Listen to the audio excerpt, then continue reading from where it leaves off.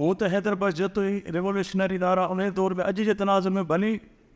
Revolutionary slogans के उन पस मंज़र में ॾिसबो जॾहिं को बि जागीरदार मुर्दाबाद जागीरदार जो नालो वठण वारो कोन हो। उन दौर में के माण्हू जागीरदार मुर्दाबाद चए, अॼु त काफ़ी माण्हू चवनि था कि फैशन में बि चवनि था कि इनकलाबी अंदाज़ सां चवनि था, पर हुन उन दौर में ॻाल्हि कई जंहिं दौर में इहा ॻाल्हि करणु वॾो कबीरा गुनाह हुयो। उन्हनि जा आउर खणणी त उन दौर में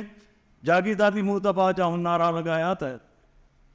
इहो का त रेवोल्यूशनरी थी सघे थो। जीअं सिंध जो नारो पहिरें हैदराबाद जतो ई ॾिए थो, इहो ख़ुदि नारो आहे। सो इहो हिकिड़ो बहस आहे जेको अॻिते हलंदो ऐं ॿिया बि मुक़रर आहिनि। हैदराबाद जतो जो जेको नाज़िम जाते उन ते तमामु घणो हुनखे माना हुनखे क़ैद बि काटणो पियो, हुनखे क़ुर्बानी बि ॾियणी पई पंहिंजी शाइरी ते। जॾहिं जीअं सिंध हुन नज़िम लिखियो, जीअं सिंध ऐं जीअं सिंध जाम मुहबत पिए सिंध, जीअं सिंध ऐं जीअं सिंध जाम मुहबत पिए सिंध, ख़ासि ऐं आम पियनि ही जाम जीअं सिंध जीअं सिंध,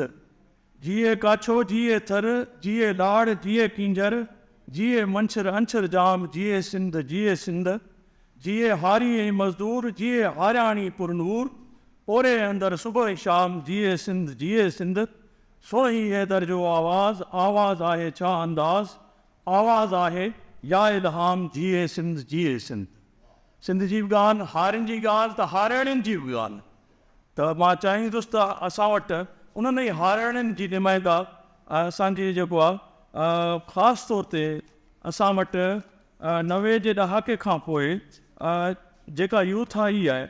ऐं सोवियत यूनियन जे बहिरान खां पोइ जिन नौजवाननि ऐं असांजे साथियुनि ऐं साथाणियुनि मार्क्सिज़म जे फ़िक्र खे अॻिते वधायो ऐं जिदोजहद खे अॻिते वधायो, उन्हनि में असांजी नई जेका मुख़्तलिफ़ पार्टी आहे जंहिंमें असांजो आसिम आकुम साहिबु हुयो ऐं पोइ अॻिते हली अवामी वर्कर्स पार्टी आहे जंहिंजो हिन पोएं दौर में ऐं हिननि पोयनि सालनि में इंतिहाई उन शइ खे कंटिन्यूटी करण में ऐं मुतहरिक किरदारु आहे। ऐं ख़ासि तौर ते औरतुनि जे हवाले सां समाजी औरतुनि जूं तहरीकूं तमामु घणियूं आहिनि, मुख़्तलिफ़ दौरनि में रहियूं आहिनि, पर हिन क़िस्म जूं तहरीकूं जंहिंमें औरतुनि जी समाजी ऐं शख़्सी आज़ादी लाइ, समाजी आज़ादी ऐं शख़्सी आज़ादी जे लाइ अमली मैदान में जेका हक़ीक़ी जिदोजहद कई आहे ऐं आम जेको आहे मासिस सां गंढिजी कई आहे, उन्हनि में मुंहिंजे ख्याल में असांजे अवामी वर्कर्स पार्टी जी जेका औरत तंज़ीम आहे उनजी अॻुवान असांजी आलिया बख्शल जो तमामु निमाया किरदारु आहे। आउं खेसि शेख अयाज़ जे हिन वाई सां सरींदुसि त पिड़ में आह पचार घर गघेरियूं आयूं, पिड़ में आह पचार घर गघेरियूं आयूं, वञनि पियूं वाट ते बाहुनि झली ॿार, घर गघेरियूं आयूं, ॾेई ॾंदे आंगरे ॾिठो तिन ॾाकार, घर गघेरियूं आयूं, सहसे सिजन वांगिया वेढ़ी चन वीचार, घर गघेरियूं आयूं, नसे पेरनि पेकड़ा नसे कोट कपार, घर गघेरियूं आयूं। सिंधियाणी तहरीक जॾहिं मूवमेंट्स में हुई त सिंधियुनि जे हुन तहरीक खां इंस्पायर थी अयाज़ साहब इहा वाई लिखी। मां अॼु आलिया बख्शल खे चवंदुसि उहा अचे, ऐं बख्शल बि थोरे जो वेठो आहे ऐं हैदराबाद जतो ई पंहिंजी ज़ाल ते मुस्तफ़ा मां नज़म लिखियो हो। हाणे बख्शल कॾहिं लिखंदो उहो ॾिसंदासीं, ऐं हैदराबाद जतो इहो त मशहूरु नज़म आहे। मां अॼु आलिया खे चवंदुसि त उहा अचे ऐं तव्हां सां मुखातिब अचे। हक़ मौजूद सुख सलाम साथियो, पहिरियां त मां बिल्कुलु माफ़ी सां, छो जो किताब त मां अञा ताईं हथ में ॾिठो बि न आहे ऐं असां वटि हूअं बि आम रवाज़ इहो रहियो आहे त किताब ते जेके मुक़ररीन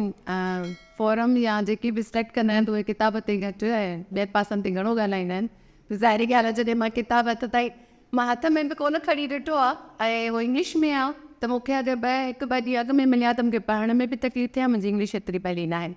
सो तव्हांजी इजाज़त हुजे त मां पोइ ॻाल्हि रखां, छो जो थोरो जेके हैदराबाद जतोई जा या उन्हनि ते लिखियलु आर्टिकल्स या लैंड जो मामिलो या शरई कोर्ट जे हवाले सां, जीअं कामिर ज़फ़र जोड़े जे आख़िर में ॻाल्हि कई त हीअ त असांजी तारीख़ आहे जेकी एॾी सघारी आहे ऐं अॼु जी हालतुनि जे हिसाब सां थोरो घणो जेको मतिलबु मुंहिंजो नंढिड़ो कमु आहे, कामिरेड ते तमामु घणी वॾी रिस्पेक्ट ॾेई छॾी जतोई कामिरेड। सो तव्हांजी इजाज़त हुजे त पोइ मां उहा 5 मिंट ॻाल्हि ॿोल रखां बाक़ी ते किताब ते।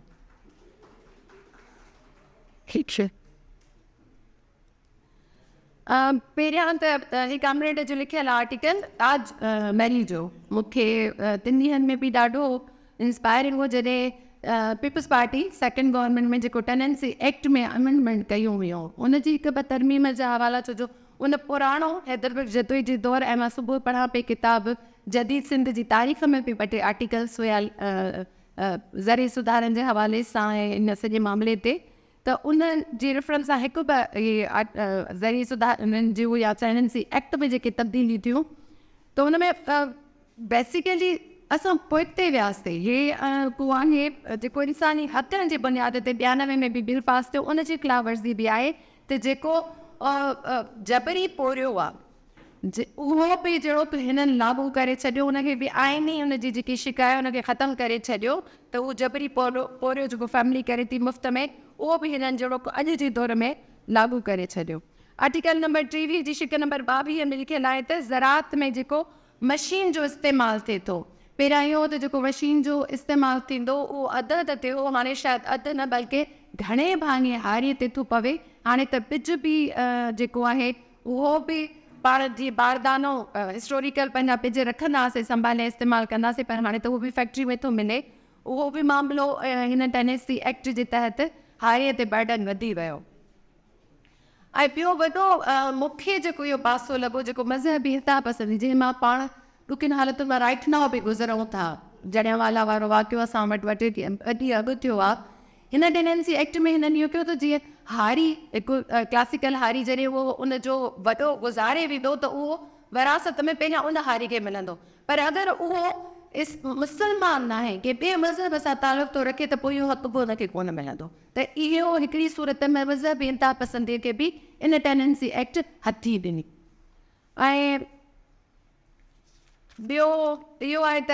ज़रई सुधारा थोरो घणो ज़रई सुधारनि जे हवाले कयो त जेके हिननि ज़रई सुधारा सो कार्ड बि कया असां वटि पहिरियां त अयूब जे दौर में थियो उहो छो थिया उन ते बि हिस्ट्री ते ॾींदमि 5 मिंट ई टाइम वठंदमि ज़ाहिर आहे सोवियत ब्लॉक बि मौजूदु हुयो प्रेशर बि मौजूदु हो ऐं तमामु घणियूं सगारियूं उन दौर में जीअं कामरेड जा इहे पम्फलेट जीअं असां हीअ किताबु पढ़ंदासीं त हेॾियूं मूवमेंट्स मौजूदु हुओ हारी तहरीकूं मौजूदु हुओ त हुनखे मजबूरनि ज़रई सुधारा करणु पिया पर उन ज़रई सुधारनि सां बि कोई जागीरदारनि ते वॾो को असरु या उन्हनि ते को धकु कोन पियो उन्हनि खे को फ़र्क़ु कोन पियो या आम हारी जेको बेज़मीन हारी आहे जेको पाकिस्तान में हाणे चवनि था कि तक़रीबन 80% आहे ऐं सिंध में उहो 86% आहे त उन्हनि खे को एॾो वॾो उन्हनि हारियुनि खे मतिलबु घणनि हद ताईं छो जो हिकु लिमिट उन्हनि तय त कई हद मिल्कियत मुंहिंजे ख़्याल में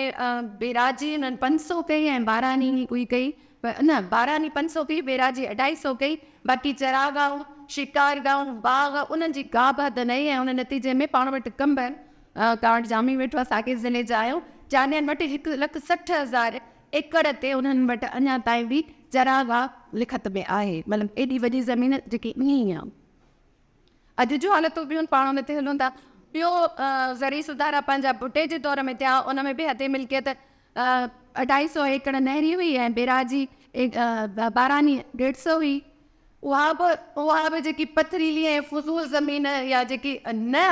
मतिलबु इस्तेमाल जी हुई उहा ई थोरी घणी हारनि ते वई हुनजा बि अंग करे सिधा कोन आया सुबुह जेको मां किताबु पढ़ां पई हुन मां जनरल ज़िया जो दौरु जनरल ज़िया जे दौर में त वरी असां उहो ई कारो दौरु चवंदा आहियूं उहो सिर्फ़ु हारनि लाइ न शागिर्दनि जे लाइ बि औरतुनि जे लाइ बि इवन मज़हबी इंता पसंदीअ जो बि बुनियादु तॾहिं खां थो पवे त उन दौर खां पोइ असां हिन महिल ताईं कारे दौर में ई पिया था हलूं उहे ॿिज जेके जनरल ज़िया विझी वियो उन जा नतीजा हिन महिल ताईं असां लोड़ियूं पिया उन मां असां का चङी आइनी कानूनी या समाजी काना मतिलबु मां नथी सम्झां त असां का हासिलात हासिलु करे सघिया उन खां पोइ त केतिरियूं जमहूरी गवर्नमेंट्स बि आहियूं उन ते बाद में था अचूं उन वरी शरई कानून जेकी कोर्ट ठाही उन में शरी बुनियादनि ते पाबंदी विझी छॾी त लैंड रिफॉर्म्स न थींदा ज़रई सुधारा न थींदा इहो असांजी शरी कोर्ट ते पाबंदी अवामी वक़्स पार्टी केस दाख़िल कयो आहे तंज़ीम जॾहिं खां ठही आहे पर अञा ताईं बि का सुनवाई न थी आहे। हिकिड़े पासे त इहो आहे त बाबा ज़मीन बेज़मीन हारनि में विरहाइण जे लाइ को बि अञा ताईं को बि कानून छो जो पास नथो थी सघे छो जो अञा हुन ते पाबंदी पयल आहे। ॿिए पासे ॾे वरी मुशरफ जो दौरु थो अचे 1999 में ज़रई माशियत खे हुन बैन अल-अक़वामी मंडीअ में खोले ॾिनो ऐं तक़रीबन 2000 जे नतीजे में हुन कॉर्पोरेट फार्मिंग जे लाइ ऐं 91 लख एकड़ ज़मीन हुन मुख़्तलिफ़ इंटरनेशनल कंपनियुनि खे लीज़ ते ॾेई छॾी, जेको सिलसिलो अञा ताईं जारी आहे, मतिलबु मुशर्रफ वारे 1999 वारे दौर खां वठी। उन खां पोइ अचे थो त ऐं शरी जॾहिं इहा पाबंदी आहे त पोइ मूंखे सुवालु आहे त पोइ हिनमहिल राइट नाउ बि हिनमहिल इंटरनल गवर्नमेंट ईंदे ईंदे जेकी पंहिंजी पोइ गवर्नमेंट वई आहे, उन 44 लख एकड़ ज़मीन फ़ौज खे ॾिनी आहे ज़राअत लाइ। मुंहिंजे ख़्याल में को 22 खां 26% पहिरियों ई ज़राअत में असांजी फ़ौज, जीअं तव्हां ॻाल्हि कई न एस्टेब्लिशमेंट हो, पर फ़ौज जी मां सिधी ॻाल्हि कंदमि त उनखे ॾिनल आहे। उन खां पोइ असां अगरि ज़राअत जी ज़मीन खे ॾिसूं, मतिलबु अगरि हैदराबाद कराची त उन सां जुड़ियल जेको असांजी फ्रूट, असांजी भाॼियूं, असांजी सब्जियूं, असांजी खाद खुराक जूं शयूं मुहैया कंदा। 2000 में मां हैदराबाद में शिफ्ट थिया, सुमरा ॻोठ मां बि सब्ज़ी ईंदी हुई, हाणे हुते वॾा वॾा प्लाज़ा ठहियल आहिनि। इवन वञी हालानाका ताईं वञो, कराची ॾिसो, उन्हनि सुप्रीम कोर्ट इवन बैरिया खे ज़मीन ॾिनी जेकी हाणे नेशनल पार्क ताईं बि हू हासिलु करे चुका आहिनि, 50,000 एकड़ खां वधीक। त इहो कहिड़े कानून आइन जे तहत ज़मीन, कहिड़ी शरई उन कोर्ट उन्हनि खे इजाज़त ॾिनी आहे त हिकु अस्करी कुवत या अस्करी इदारो आहे, उन इदारे खे ज़राअत जा इख्तियार ॾिना वञनि। हूअं ई ज़राअत में इस्तेमालु थींदड़ भाण उहो असां वटि फ़ौजी इदारनि वटि आहे। हूअं ई ज़राअत में इस्तेमालु थींदड़ बिज, जेको कुझु ॾींहं कुझु महीना बल्कि अॻु के फ़ौज जी ज़ाल जी ॾहरकीअ में कंपनी हुई बिजनि जी, ऐं नकली बिज ऐं भाण जो हुन ते वॾो इशू हलियो हुयो। त हूअं ई असां वटि ज़राअत में घणे भावे जेको इस्तेमाल जूं शयूं आहिनि उहे त हूअं ई फ़ौजनि जे हथनि में आहिनि, पर हाणे त लिखत में आइनी तौर ते जॾहिं लखे एकड़ ज़मीन फ़ौज खे सिधी तरीक़े सां ॾिनी वई आहे, हिकु त रिटायर फ़ौजनि खे मुशर्रफ वारे दौर खां या मुशर्रफ जे दौर खां अॻु खां जेके उर्दू स्पीकर माइग्रेट करे आया आहिनि, पंहिंजा कागज़ ॾेखारिया त असांजो हुते ज़मीनूं उन्हनि खे ॾियण सां गॾु गॾु फ़ौजनि खे ॾींदा रहिया, उहो तसलसल अञा ताईं जारी आहे। पर ही अञा हिकु वॾी ॿी सूरत आहे। त मुंहिंजो पोइ हिते सुवालु बीहे थो त छा हाणे हारी जदोजहद, हारी मूवमेंट या स्लोगन्स उहे छा हुजणु घुरिजनि? कमेंट वारी आख़िरी ॻाल्हि बिल्कुलु ठीकु, त हीअ त असांजी हिस्ट्री आहे, पर उहा हिस्ट्री खे सम्झंदे अॼु जी ज़राअत जो मामिलो कीअं बीठो आहे। अगरि असां ज़रई मुल्क आहे त पोइ इहे जेके मेगा प्रोजेक्ट आहिनि, इहे मेगा प्रोजेक्ट बि त इन ज़रई ज़मीन ते था ठहनि न, त पोइ अॼु ज़रई ज़मीन जा मुख़र केतिरा बीठा आहिनि। ऐं अॼु जॾहिं क्लासिकल जागीरदार कोन रहियो आहे, छो जो सिर्फ़ु जागीरदार मां सम्झंदी आहियां त जागीरदार जेको आहे उहो सिर्फ़ु पंहिंजी उन सिर्फ़ु ज़मीनी जी पैदावार जी सूरत में न बीठो आहे, उहो शहर में उन जा कारखाना बि आहिनि, उन जूं मुख़्तलिफ़ कंपनियूं बि आहिनि, उन जा ॿाहिरि इंटरनेशनली कंपनियुनि सां बि वाबस्ता या ॿिया मतिलबु उन जा कारोबार बि आहिनि। ऐं उहो ई जागीरदार मुंहिंजे ख़्याल में सिंध में त 80 खां 86% इस्तेबलिंग में बि उहो ई जागीरदार बीठो आहे।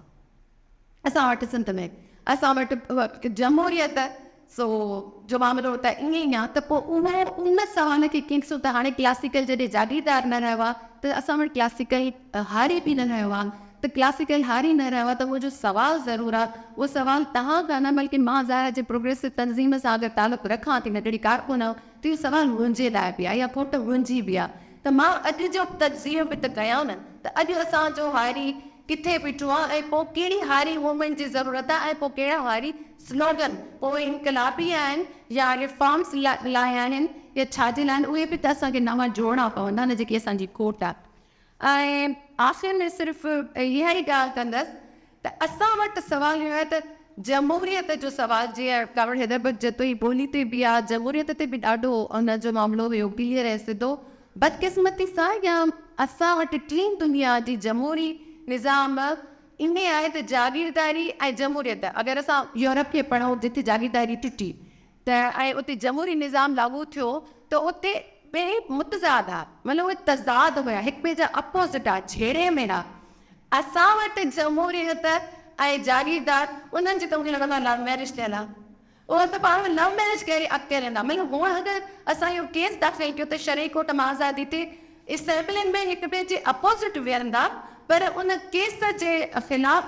कहिड़ी बि तंज़ीम सां या कहिड़ी बि ज़ारा राइट विंग जी तंज़ीम सां जेके असेंबलिन में वेठल जागीरदार आहे, उहे गॾु बीह करे अपोज़िट में असां सां बीठा, उन मूवमेंट सां गॾु बीठा। ऐं वरी ॿियो असां वटि इहो बि मसइलो आहे त असांजी जमहूरियत जो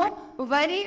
लवोफेयर बि नज़र में था पसंदि ॾिसनि। इहो असांजो ज़िया जे तौर सां ऐं मां सम्झां थी जॾहिं इहे स्ट्रक्चर पंहिंजी सूरतुनि में जमहूरी अंदाज़ में मामिलो बीहे थो तॾहिं ई जागीरदारी टुटंदी। ऐं मां सम्झां थी जेसिताणी ज़री सुधारा कोन थींदा, जेसिताणी ज़मीन